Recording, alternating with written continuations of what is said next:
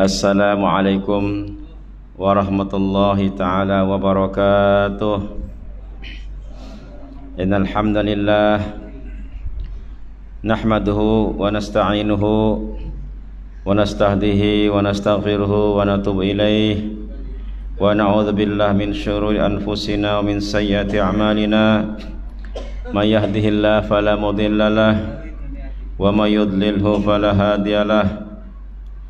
Assalatu wassalamu ala rasulillah Sayyidina Muhammad ibni Abdillah wa ala alihi wa sahbihi wa mawalah. Qalu subhanaka la ilma lana illa ma'allamtana innaka antal alimul hakim. Qala rabbi shrah li sadri wa yassir li amri wahlul 'uqdatam min lisani yafqahu qawli. Amma ba'da. Yang kita muliakan Datuk Seri Panglima Dr. Haji Hasbullah Haji Muhammad Taha, penasihat kita yang masih tetap bersama kita istiqamah dalam mengimarahkan majelis ilmu di majelis kita.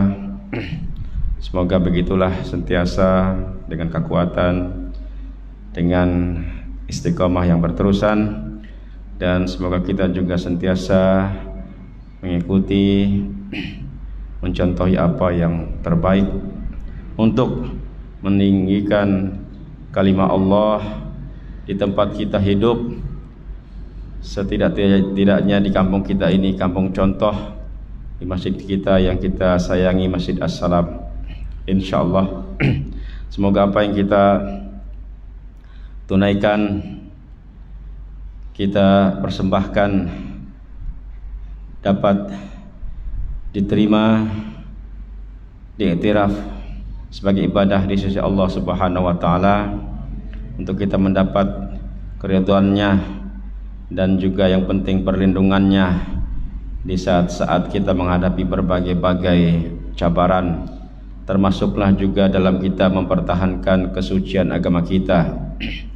Karena sememangnya di akhir zaman ini musuh-musuh Islam terus berusaha untuk mengelirukan kita umatnya, sehingga banyak sekali kekeliruan.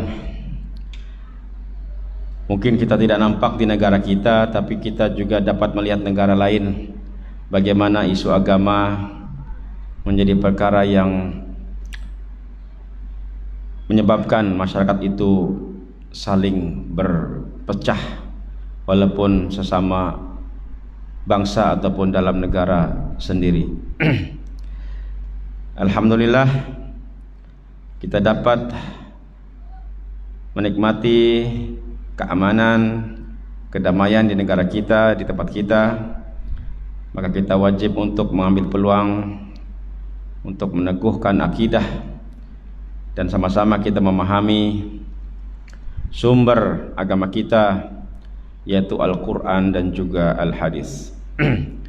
Pada malam ini saya suka hati untuk memilih bidang lain ataupun beralih daripada pengajian tafsir kepada pengajian hadis. InsyaAllah kita akan sambung balik pengajian kita yang pernah juga kita lakukan di sini, pengajian Sahih Muslim insyaallah malam ini. Namun saya agak risau juga dengan tajuk pelajaran tafsir yang sudah kita tinggalkan. Jadi saya ingin minta masa untuk sedikit memberikan kesimpulan ringkas, ya, sebelum kita masuk kepada pelajaran hadis. Sedikit kesimpulan tentang surah Al-Waqiah. Semoga ianya tidak hilang keseluruhan, ya, sebab kita khawatir begitu sudah kita selesai belajar, mungkin bukanlah selesai maknanya masuk ke dalam hati. Barangkali ada sebagian atau mungkin seluruhnya terus hilang daripada ingatan kita. Jemaah sekalian,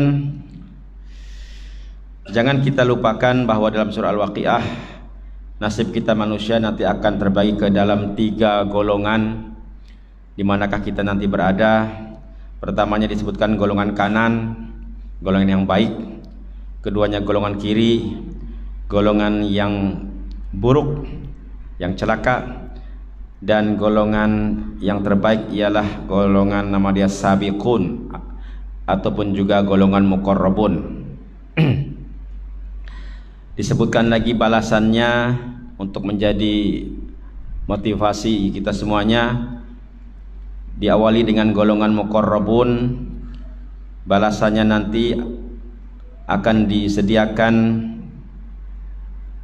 tilam-tilam atau katil-katil yang tinggi, akan saling duduk berhadapan, bersembang, dan diiringi juga dengan pemuda-pemuda, maknanya pelayan-pelayan yang sentiasa muda, yang sedia dengan cawan-cawan, dengan jug, dengan gelas-gelas ya daripada mutiara, ataupun juga yang mengandungi air minuman, di mana minuman itu sangat menyelerakan, bahkan dikatakan juga memabukkan, tetapi mabuk yang tidak membuat pening, yang tidak membuat sakit kepala.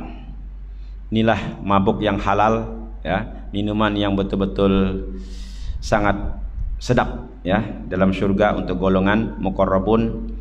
Disediakan juga buah-buahan dengan berbagai pilihan, dan juga daging burung sesuai dengan keinginan. Ada juga bidadari, diumpamakan seperti permata yang tersembunyi, begitu indah. Nah, ini semuanya adalah balasan atas perbuatan ataupun amal ibadah orang-orang yang disebut dengan as-sabiqun ataupun muqarrabun.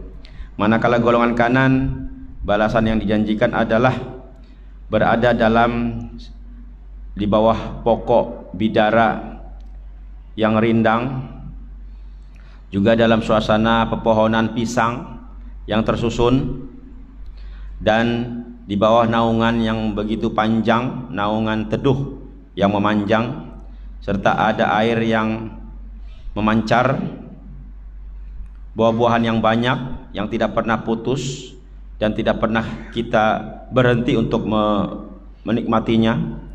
Juga tilam-tilam yang tinggi, bahkan disediakan juga pasangannya di atas tilam itu yang Allah jadikan gadis perawan, sebaya dan menggairahkan. Inilah balasan untuk golongan kanan, di mana golongan kanan Allah gezetkan seimbang, banyak dari kalangan golongan yang awal dan banyak juga dari kalangan golongan akhir. Sedangkan muqarrabun banyak dari golongan awal, sedikit daripada golongan akhir. Manakala balasan bagi golongan kiri, mereka diberikan ancaman, yaitu berada pada keadaan ataupun tempat yang penuh dengan kepanasan, panas, udara panas, dan di bawah naungan yang panas juga dengan penuh dengan asap yang hitam. Suasananya tidak menyenangkan, tidak sejuk ya, dan amat menyebabkan kepanasan lah ya, tak selesa. Ini karena mereka dahulu di dunia mengutamakan kemewahan, mengejar kemewahan, dan mereka istiqomah tapi bukan dalam kebaikan, istiqomah dalam kejahatan. Bahkan mereka tidak percaya akan adanya hari kebangkitan, hari pembalasan. Kemudian dalam surah ini juga Allah ingatkan terutamanya untuk golongan yang ingkar ini ya, tentang penciptaan manusia daripada air mani, tentang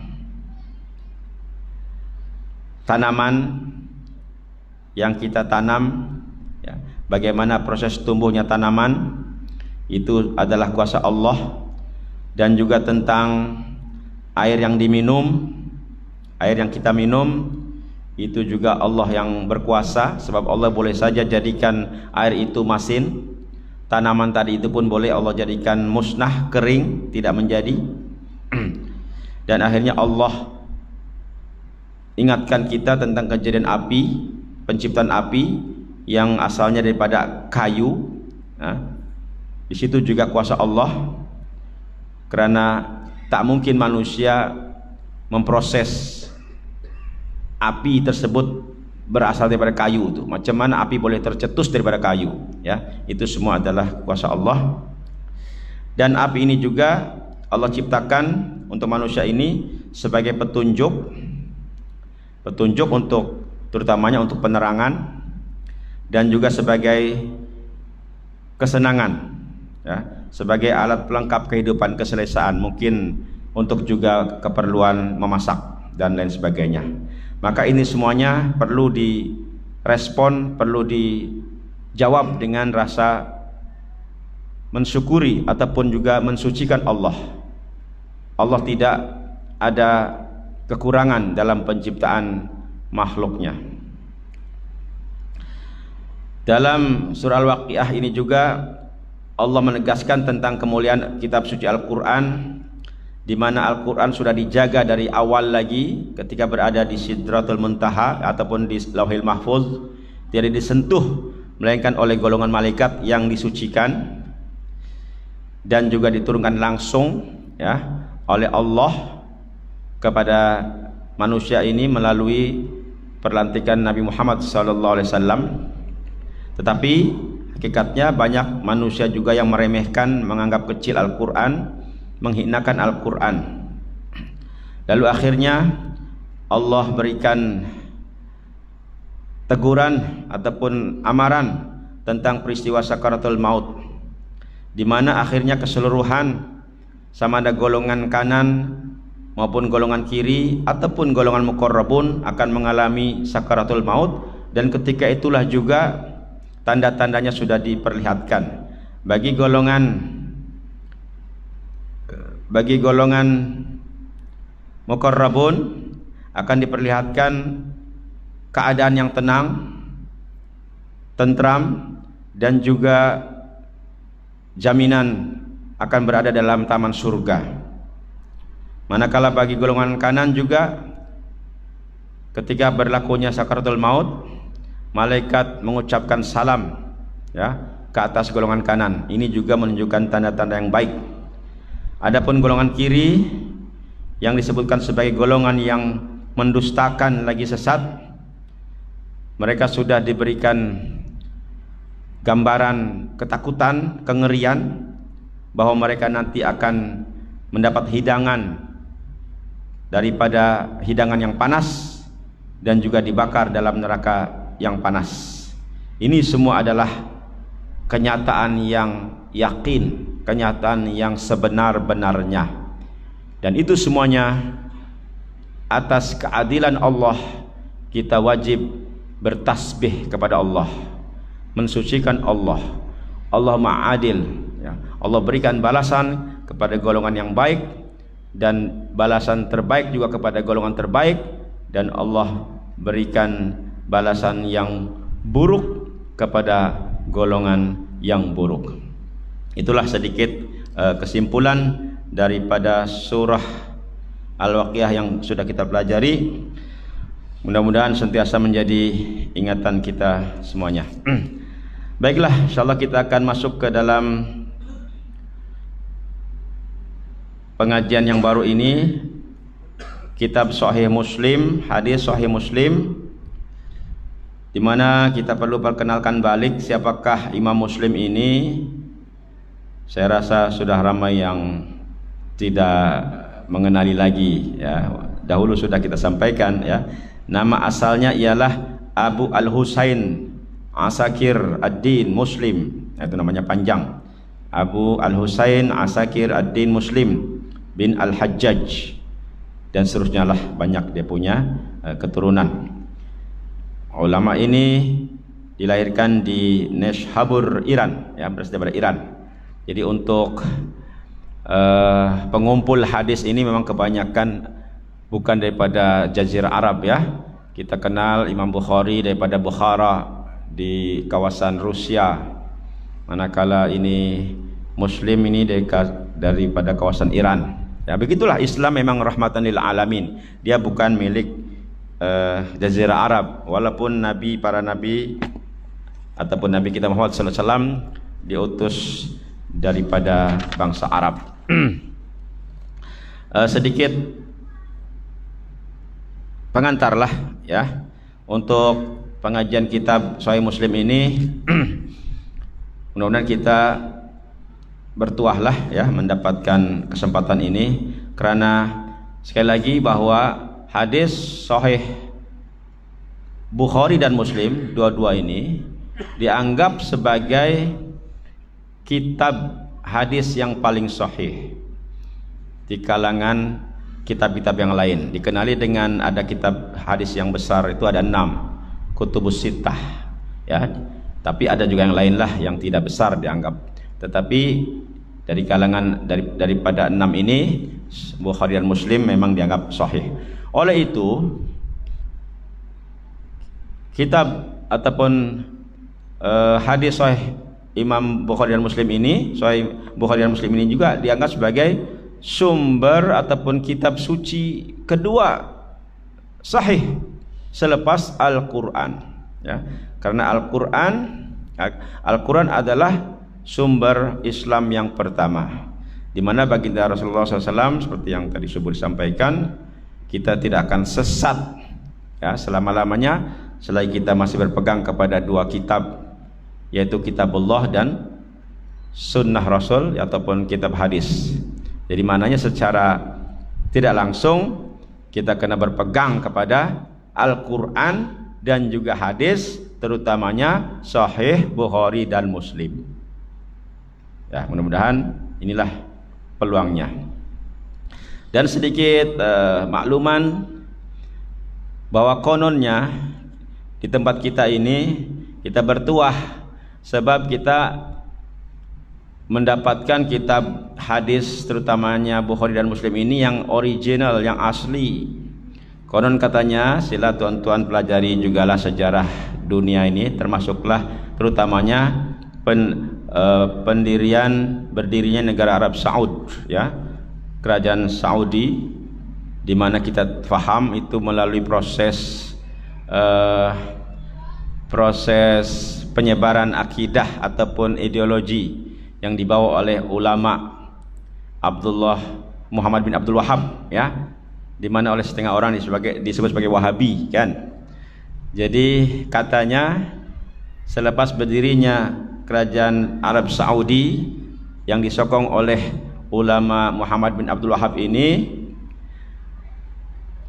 boleh katakan gerakan Wahabi bermula ya. Ini saya tidak mengatakan ini paling betul ya.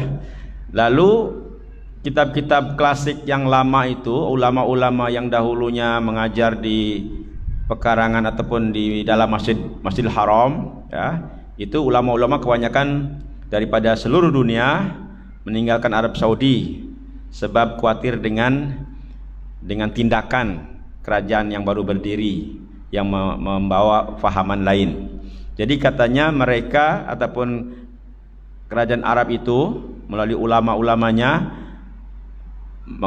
merampas buku-buku yang asal, bahkan dikatakan dibakar. Wallahu alam ya, ini cerita ulama Indonesia nih, ada cerita begitu ya, membakar kitab termasuklah Sahih Bukhari dan Muslim, tafsir Ibnu Katsir yang menjadi rujukan Ahlussunnah wal Jamaah. Tapi ulama-ulama ataupun pelajar-pelajar dari Indonesia yang belajar di sana itu sempat menyelamatkan buku-buku, termasuklah buku Sahih Bukhari Muslim, masuk dalam kotak-kotak, dikatakan ratusan kotak untuk dibawa pulang menaiki kapal laut ya, akhirnya selamat. Manakala Arab Saudi katanya mencetak buku baru, Sahih Bukhari dicetak, Sahih Muslim dicetak, tafsir Ibnu Katsir dicetak, tapi dengan perubahan, katanya dengan perubahan. Jadi ulama Indonesia yang berpidato itu ya, ataupun menyampaikan sejarah ini, mereka anggap rujukan Ahlussunnah wal Jamaah di Arab Saudi sudah tidak original.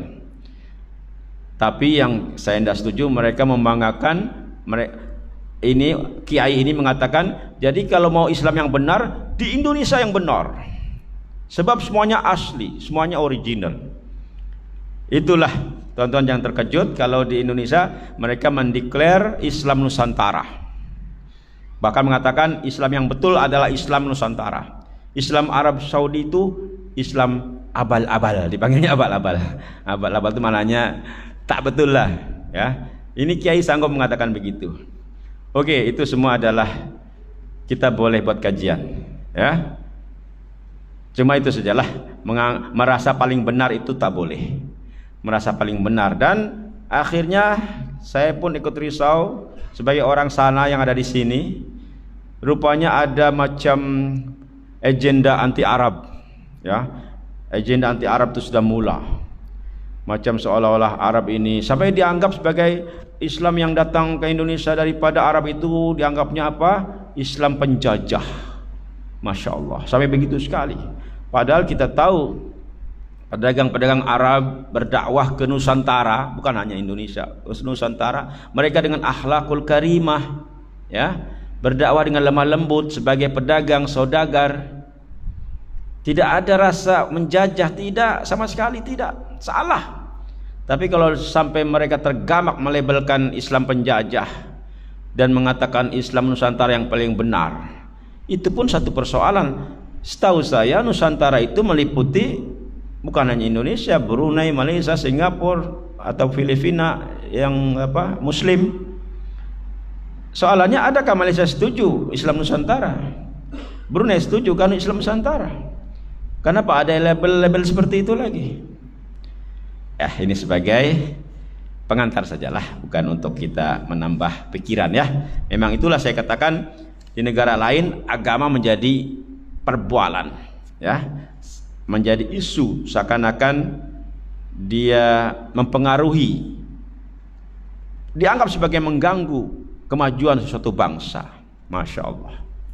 Baiklah, sidang jamaah sekalian, kita bukan ingin memperpanjang isu tersebut ya. Kita akan masuk, mudah-mudahan ya kitab yang kita pelajari ini, yang kita pegang ini adalah sumbangan jemaah ya. Sekali lagi saya ingatkan, ini sumbangan jemaah kita, mudah-mudahan pahalanya mengalir kepada jemaah dan kita semuanya lah menjadi amal jariah. Satu lagi tawaran barangkali yang kita akan kongsikan ini adalah kitab asal, maknanya dia bukan syarah ya, bukan huraian. Ini hadisnya saja. Mungkin huraiannya nanti terbatas kepada kekuatan penceramah lah ataupun ustadz lah ya, siapa-siapa pun.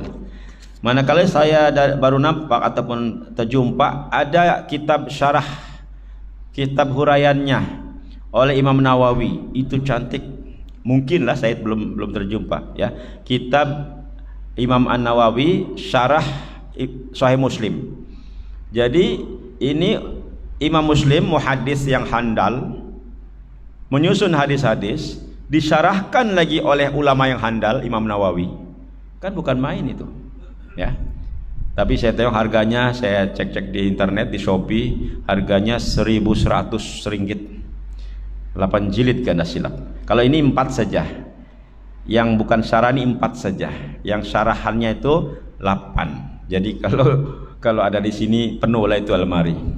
Ya, mana tahu jamaah ada terbuka untuk mewakafkannya di sini ya, bolehlah. Nanti kita akan gunakan itu ya, kita pelajari, kita kongsikan pembelajaran hadis Imam Muslim melalui syarah Imam Nawawi supaya bersanad, ada sanad gitu kan, insyaallah. Oke, kita di sini pun saya pilih jilid keempat ini. Anda apalah, bukan kita mau lompat-lompat kan, ini kita pilih tajuk yang sesuai. Dahulu kita pilih jilid 1 ya, tentang belajar tentang mempelajari ilmu, tentang fardu ain, sholat dan sebagainya kan, yang perkara basic lah. Sekarang ini kita pilih yang terakhir ini, yang paling senang kita fahamilah, yaitu tajuknya kitab salam. Kitab itu maknanya bab, tajuk ya, ataupun bahagian. Salam tentang kita menyampaikan salam lah, ya, ucapan salam ataupun berkaitan dengan adab ya. Insyaallah kita akan pelajari ini, kita berkongsi sama-sama memahami berkenan dengan hubungan kita sesama manusia dan sama orang Islam, bagaimana bagusnya kita menyampaikan salam untuk mengukuhkan persaudaraan ya, antara sesama orang Islam insyaallah.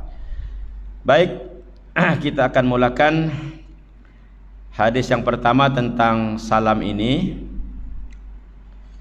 Kalau disusun dalam keseluruhan Sahih Muslim, hadis nomor 2160 keseluruhan ya. Tapi untuk kitab salam ini nomor 1 lah. Tapi kalau daripada jilid pertama ini ada pada nomor 2160. Kita baca insyaallah.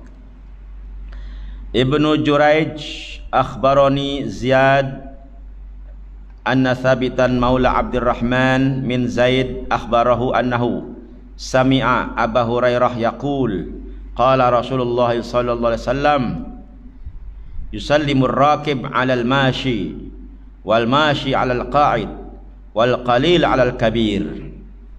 Ya, dia punya sanad agak banyak ya, sanad itu dia punya penyampai-penyampai dia nih.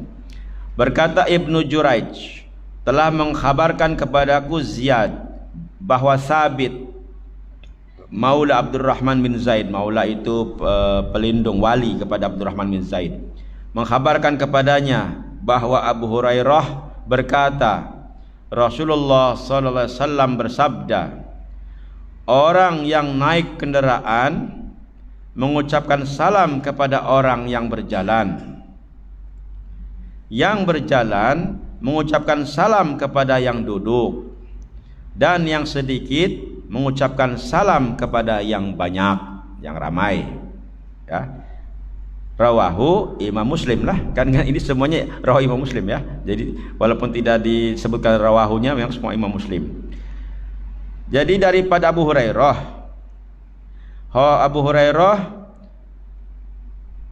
diambil kabarnya itu oleh Sabit.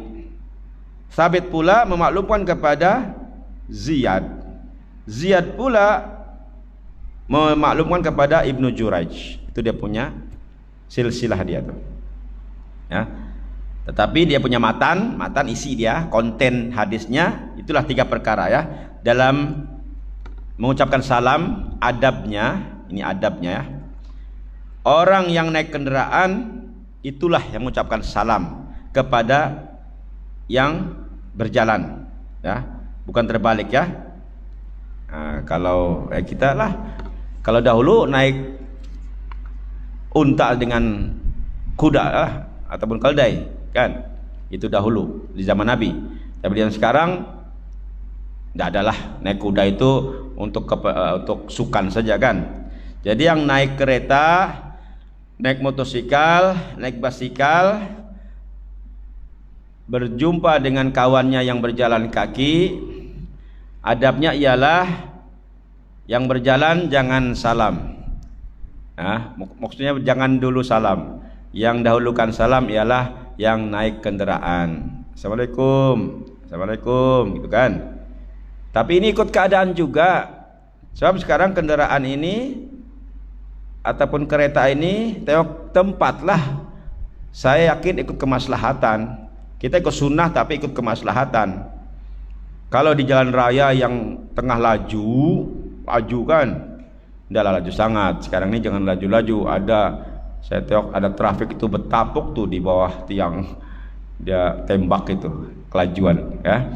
Ya tapi kalau di jalan raya mungkin kita bawa kereta 70, 80, 90. Ada kawan mungkin berjalan kaki. Kalau selamat boleh, assalamualaikum kan. Tapi kalau tidak selamat tidak apalah ya. Itu dalam keadaan kemaslahatan. Namun Kalau masuk kampung, ini rasanya kalau masuk kampung ini kita boleh lakukanlah. Sebab biasanya di kampung itu memang kita perlahan-lahan. Kalau di kampung laju juga, ini memang cari penyakit kan di kampung ini. Terutama kampung contoh kalau sudah masuk dalam ini, orang kata kampung contoh ini kampung bonggol, banyak bonggol, ya. Jadi tidak boleh laju. Jadi ketika itu kita berpeluang ucapkan salam. Ini sunnah, memang sunnah, bukan wajib, sunnah. Jadi kalau kita mau ikut sunnah Nabi Muhammad SAW, ya, bertemu dengan orang Islam ya, mungkin kita kenal sangat, atau kurang kenal tapi tidak berapa, kita salam. Kalau tidak kenal pun tapi kita yakin itu orang Islam, ya, nampaklah daripada fisikalnya kan. Jadi tuntutan amalan sunnahnya kepada yang menaiki kendaraan. Ini jangan disebabkan kita naik kendaraan lalu kita pura-pura ataupun tidak tidak bersikap mesra, ya, tidak bersikap mesra, tidak ucapkan salam. Ini yang naik kereta lah kebanyakan, sebab kereta ini ada cermin. Malah tidak tahulah banyak orang bercermin gelap,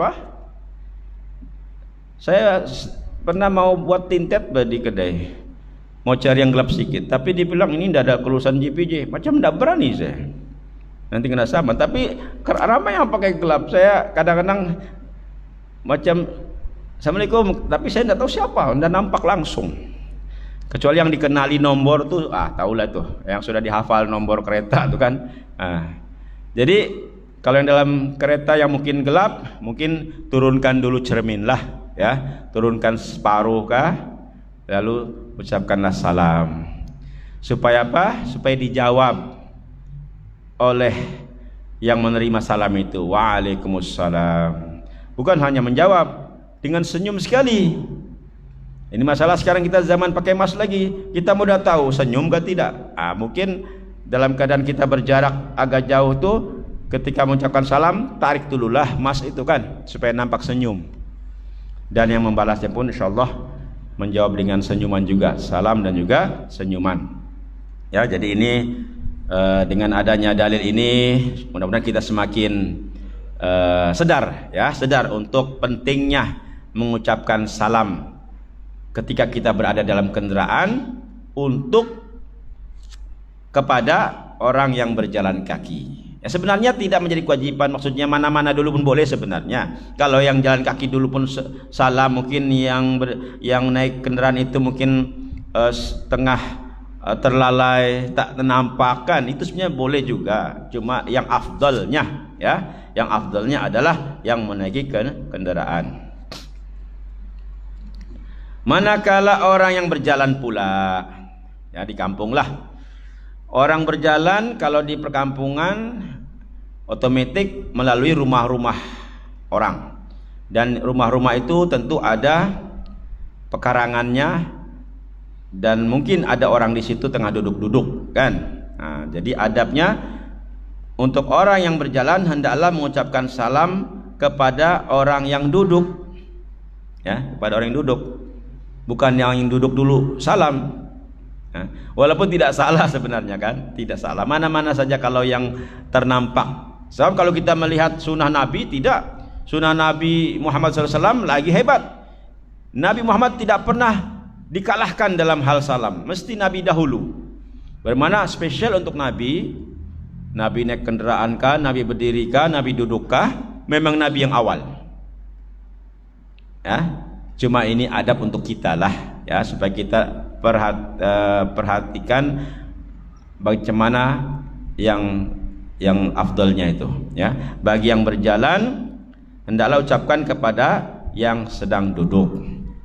Jadi boleh juga kalau yang duduk itu kita mau tes yang berjalan itu, janganlah salam dulu. Kalau mungkin dalam beberapa saat yang berjalan itu tidak salam, barulah yang duduk itu sampaikan salam. Mungkin dia terlupa kan.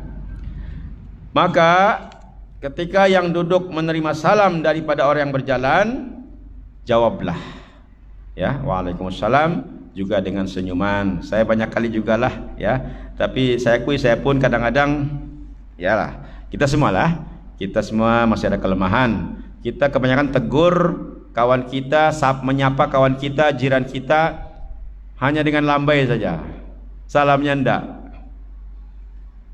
Kadang-kadang kita salamnya salam sabah. Apa salam sabah itu? Bah gitu aja, bah aja. Bah gitu. Bukan salam, bah. Padahal sunahnya salam, assalamualaikum. Tapi kita pilih-pilih. Kalau yang jamaah, assalamualaikum. Kalau bukan jamaah, bah aja. Nah itu. Nah itu apa tuh bah? Ya, itu salam orang Sabah. Ya diterima juga lah, itu ada juga kebaikan sebagai bentuk kemesraan, tapi pahala sunnahnya ndak ada lah. Ya, pahala sunnah salam tuh terlepas. Ya mudah-mudahan kita dapat meningkatkan ya. Pas ini kita tingkatkan lagi, kita upgrade amalan kita ya. Betul-betul mengucapkan salam. Ya, assalamualaikum paling singkatnya kan assalamualaikum. Kalau yang pertengahan assalamualaikum warahmatullah kan. Kalau yang penuhnya assalamualaikum warahmatullahi wabarakatuh, ada lagi ditambah tuh assalamualaikum warahmatullahi wabarakatuh wa maghfiratuhu, apalagi itu waridwanuh, ada lagi tuh kalau mau panjang. Tapi kalau kepanjangan orang pun keliru nanti apa dia cakap tuh kan. Cukup yang sudah biasa assalamualaikum warahmatullahi wabarakatuh. Yang menjawab pun sebenarnya kan jawab dengan lebih baik. Fahayu bi ahsaniha. Artinya kalau dia terima assalamualaikum, jawab waalaikumsalam warahmatullah. Dia terima assalamualaikum warahmatullah, jawab waalaikumsalam warahmatullahi wabarakatuh. Dia terima sampai wabarakatuh, dia kembalikan yang sama tuh. Ya, karena itu yang cukup lah ya, yang cukup tuh. Boleh juga kalau dilebihkan lah ya. Manakala dalam keadaan antara sedikit dan banyak, sedikit itu kita lah satu lah kan, yang senangnya lah satu dengan dua. Ini tidak mengatakan posisinya di manalah ya. Jadi untuk hal bilangan, satu orang yang sedikit hendaklah ucapkan salam terlebih dahulu kepada yang ramai ya, kepada yang ramai. Mungkin di sini ada kawan kita tengah berbincang-bincang ya, sambung kuliah tuh kadang-kadang bincang lagi. Kali ada kawan baru masuk, nah yang satu orang tuh assalamualaikum, nanti yang lain waalaikumsalam. Yang ramai itu ada juga, yang ramai itu ada pendapat mengatakan semuanya jawab, jadi ramai waalaikumsalam ramai. Tapi ada pendapat mengatakan satu wakil boleh ya. Jadi yang afdalnya yang sedikit tuh. Apakah salah kalau yang ramai? Tidak salah juga. Nah, cuma akhirnya adab itu sudah bertukar. Atau keadaan lah kalau yang satu tuh lalai, nah enggak apalah yang ramai ya. Jadi inilah ya pertemuan kita malam ini, menyampaikan adab memberi salam ya, terutamanya untuk kehidupan kita di kejiranan ini ya, bukan di jalan raya lah, di kejiranan ataupun dalam office juga ya, di mana pertemuan itu berlaku secara dekat ya. Sekali lagi jangan lupa ya untuk kita beramal. Kalau kita naik kendaraan hendaklah beri salam kepada yang berjalan. Kalau kita berjalan hendaklah beri salam kepada yang duduk ya. Dan kalau kita sedikit hendaklah berikan salam kepada yang ramai. Insyaallah ini semuanya dapat difahami. Wallahu a'lam bissawab. Kita sambung pada minggu depan insyaallah. Bismillahirrahmanirrahim. Allahumma amin ya Allah. Allahumma arzuqna mutaba'atan nabiyyi sallallahu alaihi wasallam awalan wa akhiran wa zahiran wa batinan wa qawlan wa fi'lan wa ibadatan wa amalan salihan ya arhamar rahimin. Walhamdulillahirabbil alamin. Wassalamualaikum warahmatullahi wabarakatuh.